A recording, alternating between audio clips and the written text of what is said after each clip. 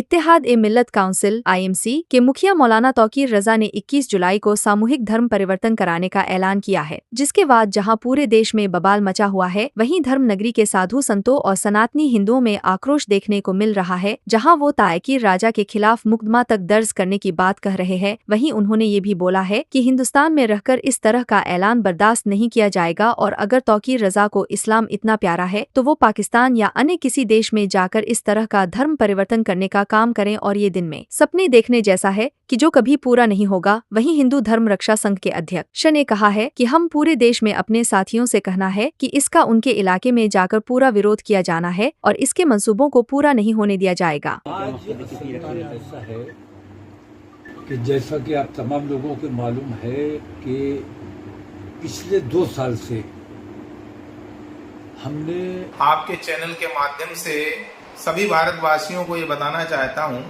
कि ये तौकीर रजा जो है ये देश विरोधी गतिविधियों में संलग्न है और संलिप्त है और ये भारतवर्ष को मुस्लिम राष्ट्र बनाना चाहता है। इसकी साजिश है भोले भाले लड़के लड़कियों को, जो इसने बोला है कि 21 जुलाई को हम धर्म परिवर्तन करेंगे। ये भोले भाले नौजवान जो युवक और युवतियां हैं जिनको कुछ पता नहीं है, ऐसे लोगों को ये हिंदू धर्म से मुस्लिम धर्म जो है स्वीकार करवा रहा है, धर्म परिवर्तन कर रहा है। ये बहुत बड़ा अपराध है और सरकार को तुरंत जो है संज्ञान लेते हुए इसको जेल में डालना चाहिए। वृंदावन के जितने भी साधु संत महंत और महामंडलेश्वर हैं, सबके अंदर बहुत ही आक्रोश है। सब जो है घोर निंदा करते हैं तौकीर रजा की और सरकार से अपील कर रहे हैं, सरकार से निवेदन कर रहे हैं कि इसको तुरंत जो है इसके ऊपर राष्ट्र विरोधी देशद्रोही मुकदमा जो है देशद्रोह का मुकदमा चालू करके इसको जेल में डालना चाहिए। इसको लेकर वृंदावन के साधु संतों में कितनी नाराजगी? देखिए, इस तरह के कृतज्ञ की घोर निंदा साधु समाज करता है और भारत में सनातन की परंपरा है, एक तरीका होता है, ये बहुत ही घोर निंदनीय कार्य कर रहे हैं। ये मैं तो मानता हूँ ये एक मानसिक एक इसकी ऐसी मानसिकता है, इसका कट्टरपंथियों का तरह से इसकी जांच करानी चाहिए केंद्र सरकार को। इसके जिस तरह के इसके बयान करता है, भड़काऊ बयान दे रहा है, इस समय नहीं देनी चाहिए। और ये हिंदू धर्म की एक बात आती है कि आप सनातनियों को ये बेला पुस्ता के गरीबों को उनकी शादी विवाह करना चाह रहा है कुछ भी दे के प्रलोभन करने की, ये नहीं, उत्तर प्रदेश सरकार को नहीं करने देना चाहिए और इसका हम घोर विरोध करते हैं। इसके खिलाफ कड़ी से कड़ी कार्रवाई करनी चाहिए जिससे कि आने वाली पीढ़ियों को भी आने वाले समय में कोई भी ऐसा कृतज्ञ नहीं करे। आप देखते हैं सनातन धर्म में हम लोगों के यहाँ पर भी शादी विवाह कराई जाती है, सर्वजाति सर्वसम्मति से कराई जाती है, मुस्लिमों के साथ मुस्लिम कराई जाती है और भी संप्रदाय के लोगों की भी कराई जाती है।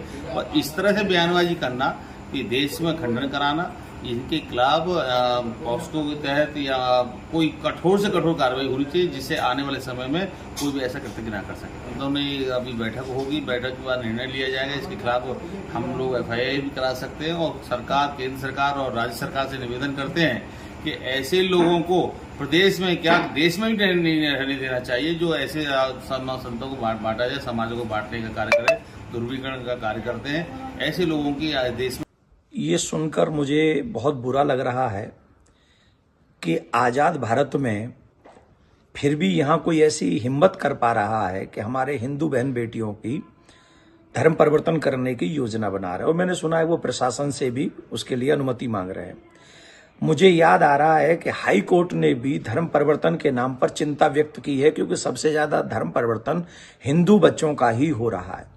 तो अगर हाई कोर्ट इस बात को कह रहा है उसके बाद ये अनुमति मांगी जा रही है, इसका मतलब है ये हाई कोर्ट का भी अपमान है।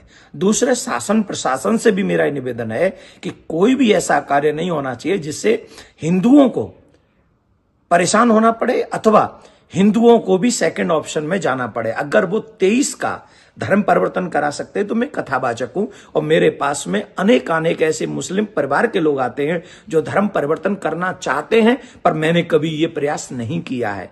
मुझे इस बात पर मजबूर न किया जाए कि मुझे भी ये काम करने के लिए कहा जाए, क्योंकि गीता में कहा है स्वधर्मो निधनम श्रेय, अपने धर्म में जीवन और मृत्यु श्रेयस्कर है। और ऐसे लोग जो समाज में विघटन पैदा करना चाहते हैं, समस्या पैदा करना चाहते हैं। अब धर्म परिवर्तन बच्चियां होंगी, उसके बाद क्या होगा? धर्म परिवर्तन कर लिया, फिर उनका निकाह हो गया, फिर उनका तलाक होगा, फिर वो दोबारा उस पति के साथ जाना चाहेंगे, फिर क्या होगा? कौन ससुर कौन भाई क्या होगा? क्या हम अपनी बहन बेटियों को इनके इस तरीके से ये मजबूर कर दें और हम उनके लिए आवाज ना उठाएं? मैं एक बात पूछना चाहूंगा शासन से, प्रशासन से और ऐसे लोगों से और सब सोए हुए हिंदुओं से कि अगर हमारे बच्चे कहें कि हमें जहर खाना है तो क्या हम अपने बच्चों को जहर खाने के लिए छोड़ देंगे? उन्हें रोकेंगे नहीं, उन्हें समझाएंगे नहीं? और कहां गए वो लोग जो हिंदुओं को कहते थे कि हम लोग जो हिंसक हैं?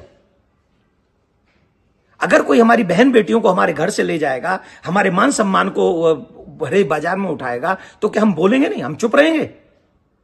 इसे सहनशीलता नहीं करते, इसे नामर्दी कहते हैं। जो हिंदुओं को हिंसक कहते वो बताएं जरा, जो खुलेआम सरेआम आपके संविधान का अपमान करते हुए कह रहे हैं कि हम 23 बच्चों का धर्म परिवर्तन कराएंगे, आप उनको क्या कहेंगे?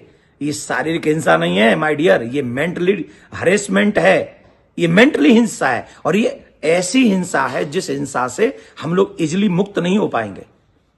तो ऐसे विषयों पर भी जिनको हिंदू हिंसक लगते हैं उनको बोलना चाहिए। और मैं बता दूं, अपने धर्म की रक्षा करना, अपने देश की रक्षा करना, अपने बहन बेटी बच्चों की रक्षा करना और उसके लिए अगर हमें कुछ बोलना पड़े वो हिंसा नहीं होती, वही हमारा धर्म है, वही हमारा दायित्व है। तो जो अगर उन्होंने ऐसा किया, 23 तारीख प्रशासन से कहूंगा कोई अनुमति नहीं मिलनी चाहिए और अगर अनुमति मिली तो उसके बाद जो रिएक्शन होगा उसका जिम्मेदार प्रशासन होगा और ये प्रशासन को भलीभांति समझना चाहिए। तौकीर रजा 2010 में बरेली में हुए दंगों का मुख्य षड्यंत्रकर्ता और आरोपी है। वास्तव में तो इसका स्थान जेल में होना चाहिए था, मगर ये आज बाहर बैठकर जिस प्रकार हमारे हिंदू समाज के लड़के लड़कियों को बरगलाकर और उनके धर्म परिवर्तन की बात कर रहा है, यह बिल्कुल भी हिंदू समाज बर्दाश्त नहीं करेगा। इस सामूहिक धर्म परिवर्तन के हिंदू समाज पूरी तरीके से खिलाफ है।